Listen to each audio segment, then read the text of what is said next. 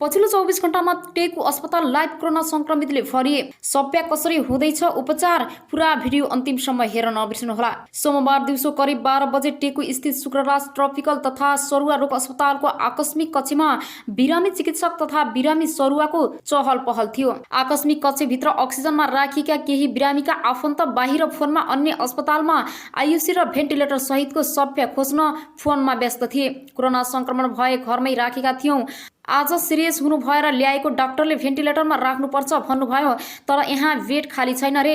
आकस्मिक कक्ष बाहिर रहेकी एक महिलाले भनिन्, सबै सरकारी अस्पताल फोन गरिसके तर बेड नै छैनन् रे। ती महिला छेउमा रहेकी उनकी छोरीले भनिन्, हामीले कहाँ कसैलाई चिनेको छैन, कसरी बेड पाइएला र। आकस्मिक कक्ष कोरोना संक्रमितले भरिएको थियो। आकस्मिक कक्ष मात्र होइन, आइसोलेसन आइयुसी र भेन्टिलेटर पनि संक्रमितले भराउ थिए। अस्पतालमा सभ्य अभाव भएपछि आकस्मिक कक्षमा आएका बिरामीलाई आकस्मिक सेवा दिँदै चिकित्सकहरूले भन्दै थिए, तपाईको बिरामीलाई भेन्टिलेटर चाहिन्छ, यहाँ छैन, अरू अस्पतालमा बुझ्नुहोस्। बिरामीको गम्भीर अवस्था र सभ्यको खोजीमा छटपटिरहेका बिरामीको आफन्त देख्दा अस्पतालका डाक्टर तथा स्वास्थ्यकर्मी पनि मलिन थिए। सकेसम्म अन्त बुझ्दै गर्नुहोस्, नआत्तिनुहोस्, अवस्था नै यस्तै छ। आकस्मिक कक्षमा खटिएका स्वास्थ्यकर्मीहरू बिरामी कुरुवालाई सम्झाउँदै थिए। अस्पतालमा सभ्य खाली नभएपछि उनीहरूलाई सम्झाउनु बाहेक अरू विकल्प चिकित्सकसँग पनि छैन।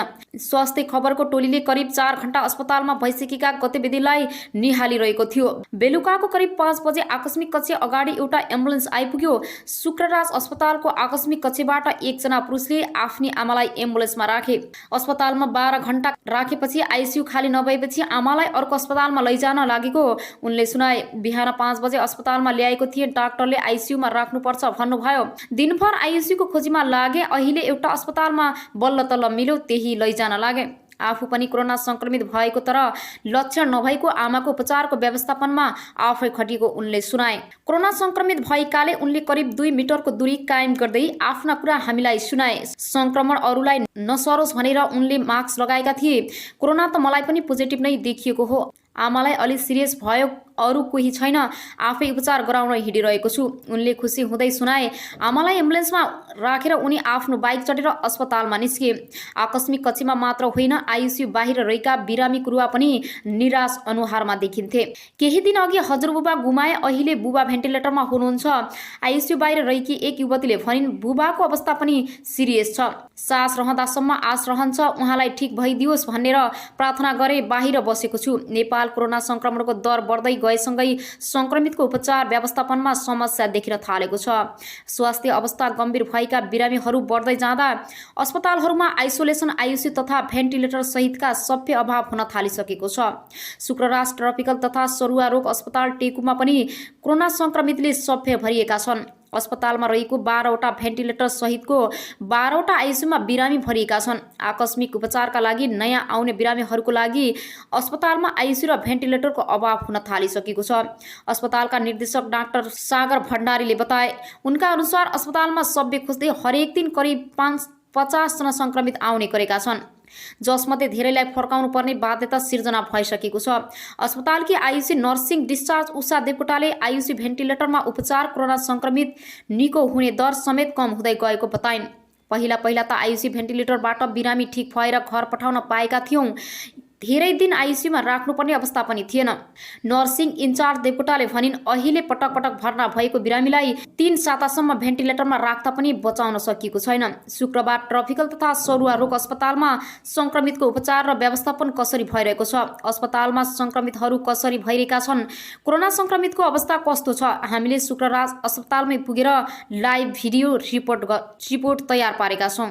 आउनु सब अर्को न्युजतर्फ लागौं। अक्सिजनका भरमा कोरोनासित जुझ्दै संक्रमित। दैनिक 4 देखि 7 अक्सिजन सिलिन्डर मात्रै भर्न मिल्टे प्लान्ट रहेको अस्पतालमा कोरोना संक्रमणको महामारीमा संक्रमितको उपचार कस्तो होला सहजै अनुमान गर्न सक्छौं। स्थित सम्पूर्णमा आपूर्तिमा सकस रहेका 6 सँग उपचार कक्ष, आइयुसी, स्याम भरी भराउ र अस्पतालको आकस्मिक कक्ष समेत संक्रमितहरू भौतारिएका बेला महेन्द्रनगर स्थित महाकाली अस्पतालमा उपचारमा रहेका 90% संक्रमित अक्सिजनका भरमा कोरोनासित लडिरहेका छन्। जनशक्ति अपुग हुँदा संक्रमितको सेवा अहोरात्र खटिएको अस्पतालमा अझै अक्सिजन पुर्याउन सकिएको छैन। यहाँ लक्षण सहितका उपचार रहेका संक्रमित मध्ये 90% भन्दा बढी अक्सिजन लगाएरै उपचार सम्भव भइरहेको छ। अस्पतालका डाक्टर गोविन्द रुकाईले भन्नुभयो, अक्सिजन बिना संक्रमितको उपचार नै सक्सपूर्ण छ। अस्पताललाई दैनिक 100 भन्दा बढी अक्सिजन आवश्यक भइरहेको उहाँको भनाइ छ। 65 भन्दा बढी संक्रमित उपचार रहेको अस्पतालमा यहाँका समाजसेवी युवा व्यवसायीहरूले दैनिक रूपमा अस्पताललाई निःशुल्क अक्सिजन उपलब्ध गराइरहेका छन्।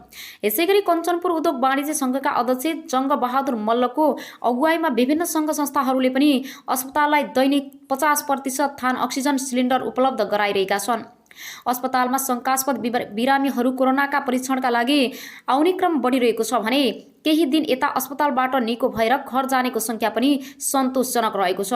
अक्सिजन खरिदकै लागि यहाँको भीमदत्त नगरपालिकाको रु 20 लाख, बेदकोट नगरपालिकाको रु 10 लाख लगायतका यहाँका विभिन्न सरकारी वित्तीय संस्थाहरूले पनि अस्पताललाई सहयोग गरिरहेको महाकाली अस्पताल व्यवस्थापन समिति अध्यक्ष कृष्ण दत्त जैसीले जानकारी दिनुभयो। यसैगरी भारतबाट गड्डाचौकी नाका हुँदै स्वदेश फर्कनेहरूको पनि सीमा नाकामा स्वास्थ्य परीक्षण भइरहेको छ। यहाँ नेपाली सेनाको श्रीदल गुल्म भक्तपुर ब्यारेकको टोलीले अस्थायी होल्डिङ सेन्टर निर्माण गरिरहेको छ। आइतबारदेखि सञ्चालनमा ल्याइसक्ने गरी होल्डिङ सेन्टर बनाउने काम भइरहेको छ। सिद्धल गुल्मका गुल्म पनि सेनानी प्रति सिंह कार्कीले भन्नुभयो, अब होल्डिङ सेन्टर बनेपछि भारतबाट आउने नेपाली दाजुभाइहरूलाई पनि सहज हुनेछ। लकडाउनमा प्रहरी कालोबजारी नियन्त्रणदेखि सास होल्डसम्म कोरोनाको संक्रमण तीव्र रूपमा बढिरहेका बेला भारत सहित 2 ठूला नाका गड्डाचौकी र गौरी फण्डा सहित जोडिएको कञ्चनपुरमा प्रहरी जोखिम मोलेर भए पनि लकडाउन पुनः पालना गर्न अग्रसर छ। सीमादेखि बजार क्षेत्र हुँदै जिल्लाभर सबैतिर प्रहरी परिचालन भइरहँदा हामीलाई स्वास्थ्य सामग्री माथिल्लो निकायबाट कतैबाट उपलब्ध भएको छैन। जीप्रका प्रमुख प्रहरी उपरीक्षक उमा प्रसाद चतुर्देवीले भन्नुभयो, स्थानीय पालिका र सङ्घ संस्थाले उपलब्ध गराएका स्वास्थ्य सामग्री प्रयोग गरेर प्रहरी 24 घण्टा ड्युटी गर्दैछन्। उहाँले लकडाउनका बेला सीमानाकाबाट स्वदेश फर्किने यात्रीहरूलाई यातायातको सावधान व्यवस्थापनमा समेत प्रहरी खटिएको बताउनुभयो। लकडाउनका बेला हुने कालोबजारीप्रति पनि प्रहरीको सुच्चा निगरानी छ। उहाँले भन्नुभयो, कालोबजारी गर्नेलाई कारबाही र लकडाउन उल्लङ्घन गर्नेलाई होल्ड गराउनदेखि जरिवाना तिराउने सम्मको काम हुँदैछ। उहाँले नियमित कागजसँगै आइसोलेसनदेखि जिल्लाको समग्र सुरक्षासम्म प्रहरी सक्रिय भएर लागिरहेको जानकारी दिनुभयो। कोरोनाको दोस्रो चरणको संक्रमणमा जिल्लामा 30 प्रहरी कर्मचारी संक्रमित भएको जनाएको छ। यसैगरी आउनु सब अर्को न्युजतर्फ लागौं।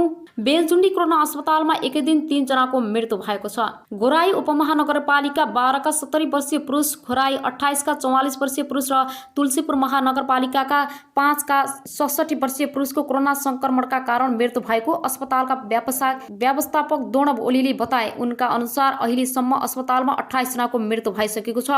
अस्पतालमा अहिले 5 आइसियु र 72 एनडिसीमा गरी 77 बिरामी रहेको उनले जानकारी दिए। अक्सिजन र बेड अभावका कारण अब थप बिरामी राख्न सक्ने अवस्था नरहेको उनले बताए। यसैगरी आउनु सब अर्को न्युजतर्फ लागौं। कोरोना भाइरस नेपाल संक्रमणका कारण अस्पतालका स्वास्थ्य सेवा प्रभावित हुँदा बिरामी मर्कामा परेका छन्।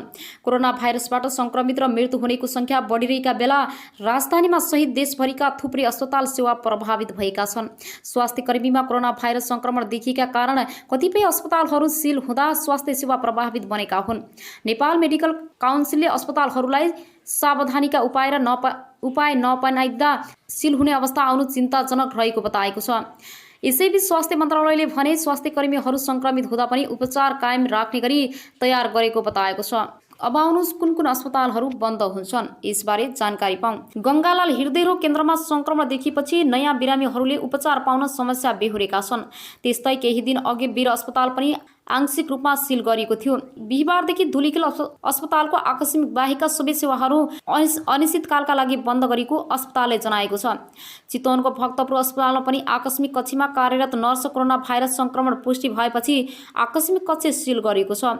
धरान स्थित बीपी स्वास्थ्य विज्ञापन प्रतिष्ठानले पनि अर्को सूचना नहुन्जेलसम्मका लागि भन्दै बाहिरका बिरामीलाई दिइने सेवा पूर्ण रूपमा बन्द गरेको सूचना बुधबार निकालेको छ।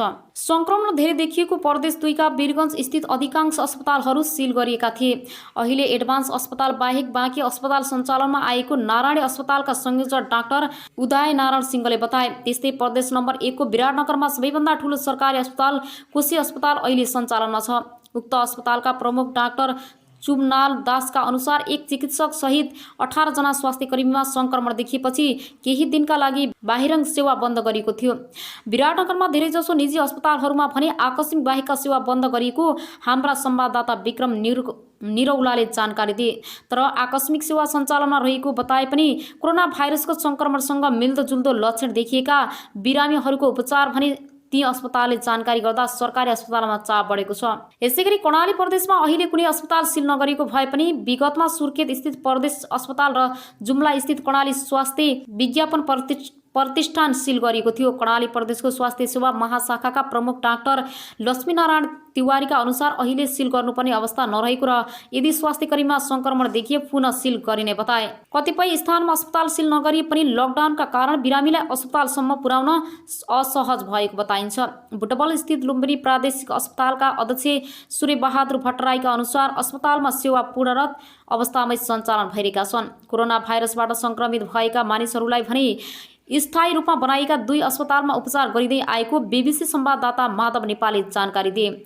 यसअघि नेपालगञ्ज स्थित मेडिकल कलेज पनि सील गरिएको थियो। अहिले भने प्रभावित विभागबाटै मात्रै परिस्थिति अनुसार केही घण्टा सील गर्ने गएको अवस्थाले जनाएको छ। कहिले एकै पटक 2-3 वटा विभाग सील गर्नुपर्ने अवस्था आउँछ, कहिले पुरै अस्पताल। तर अहिले अस्पतालका सबै विभागबाट सेवा सञ्चालनमा रहेको छ। शिक्षण अस्पताल कोहलपुरका उपनिर्देशक नीतिश कुमार कोनोडियाले भने अहिले अस्पतालका कतिपय विभागमा स्वास्थ्य कर्मीको अभावका कारण सेवा दिन असहज भएको पनि उनले बताए।